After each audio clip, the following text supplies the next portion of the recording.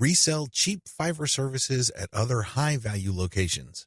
The name of the game here is information differential or information imbalance. It's easy to get the impression that if you see news on one website, then people that visit another website will automatically know the news.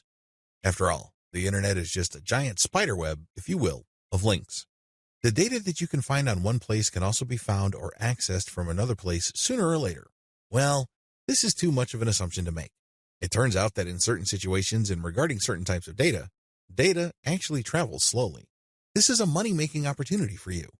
While a lot of people know about Fiverr and they know that they can buy services starting at $5, not everybody knows this. Even if people have heard of Fiverr, not everybody has actually used Fiverr. Again, this is an opportunity. You only need to find other websites on the internet like Facebook pages, Facebook groups, message boards, forums, and other places people post information. Some of these places have a marketplace. This is where community members offer to either buy services, offer services for sale, or do a little bit of both. Once you find these places, sell Fiverr services on them. Of course, when they click on the link, they go to your website, but you're actually just reselling Fiverr services. You're not offering the services yourself. Again, the operative principle here is to buy low and sell high. You buy low on Fiverr, and you sell high on these other places. Advantages. The big advantage here is that you get to mark up Fiverr services. It's not unusual for people who buy something for $20 on Fiverr to turn around and sell it for $200 to $500 on their own website. Not too shabby. Another big advantage is that you get to offer the best service provider. You have to remember that there are a lot of service providers on Fiverr. There are a lot of people from all over the world offering a wide range of services. Not all of them are good. Some of them, however, are experts. They are the top of their field. What you can do is you can offer the best service providers from Fiverr. Sure, they sell at a higher price, but you can always mark it up. This way, you can resell only the very best and leave the garbage behind.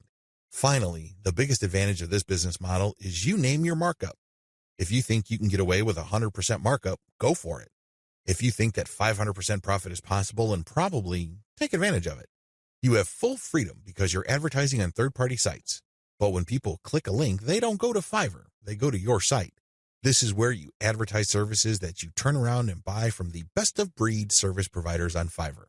Disadvantages. The big disadvantage with offering best-of-breed service providers is that those people can disappear. I know this firsthand because I used to get really awesome Kindle book covers from this person who cranks out one best-selling cover after another. I thought I would always come back to this person until I learned my lesson the hard way. For 4 straight months, he was unresponsive. It's as if he fell off the face of the earth. These suppliers are all over the place on Fiverr. In fact, there is a rule of thumb. The more competent the service provider and the more of an expert he or she is, the flakier that person is. We don't like flakes. Nobody should. But unfortunately, they're part of the mix.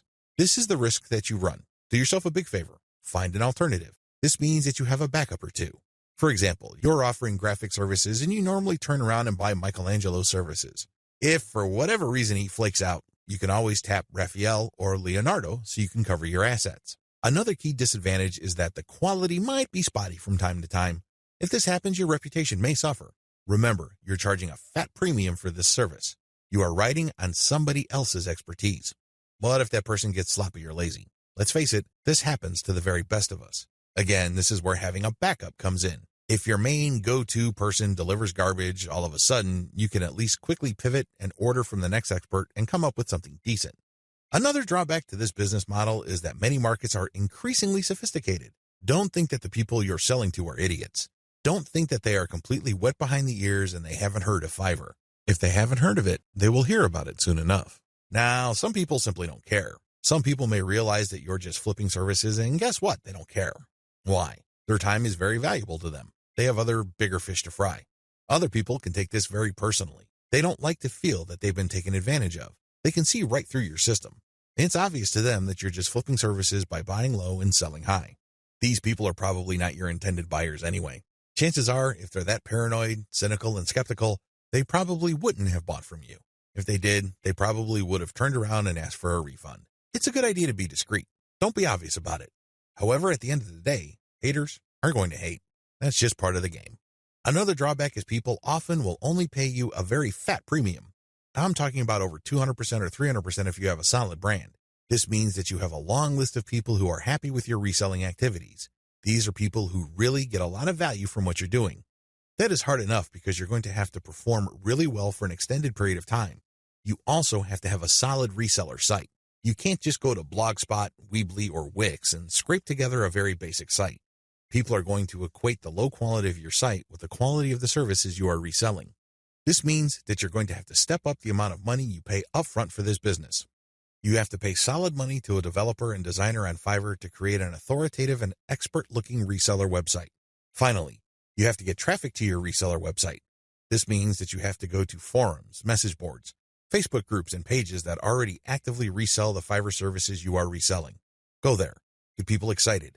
Post your offer, and when they click, they'd go to your reseller website. Step-by-step directions. Step number 1, find places to resell on. This is very important. Make sure to create a list of all sorts of places where people are selling services. Again, this may be Facebook groups, pages, message boards, or forums. Once you have found these places and looked at the services, pay close attention to the prices being charged. If you notice that a certain type of service tends to fetch a fairly high price across many different sellers and across many different times, chances are good that people who visit this place pay a premium for those who offer that type of service. Step number 2, find providers of your target service on Fiverr and hold an audition. By hold an audition, I'm not talking about getting people to try out for free. I'm talking about paying for these wide range of people's services. Again, this is going to drive up your cost, but you need to pay this money so you can see who actually walks their talk. You're going to have to pay to figure out who's the real deal. Again, you're trying to offer best-of-breed service providers. You're not just reselling some random rookie's output. Step number 3, build your reseller website. As I've mentioned before, you're going to have to spend real money to put together a high-quality reseller site. From the outside looking in, it shouldn't be apparent that you're just turning around and reselling Fiverr services. From the perspective of outsiders who know nothing about you and your service, you should look like an established, credible, authoritative, and trustworthy business. Step number 4, present case studies. People are not going to buy from you if you just tell them that you're the best thing since sliced bread. Things don't work that way. People are going to say, show me. The best way to do this is through case studies. This means that you're going to hire many different service providers on Fiverr and then give them the same project. You then take the results of the project and pick out the very best provider. You can use those results as your case studies. This way, you showcase to people that you can actually get the job done. Also, you may want to offer your resold services for absolutely free in exchange for a testimonial.